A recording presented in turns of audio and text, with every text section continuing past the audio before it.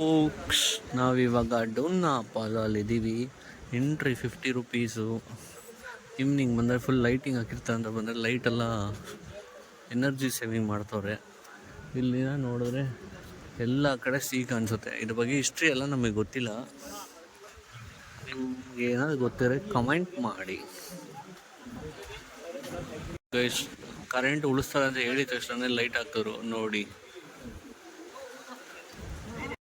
ಮೇಲಿನ ನೋಡಿದ್ರೆ ವ್ಯೂ ಕಾಣಿಸುತ್ತೆ. Finally this is what Dona Paula is.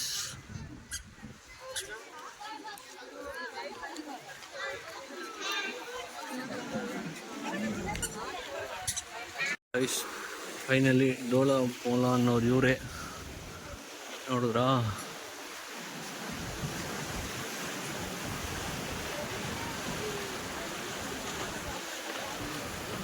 The far east travellers ಅಂತ ಗೈಸ್.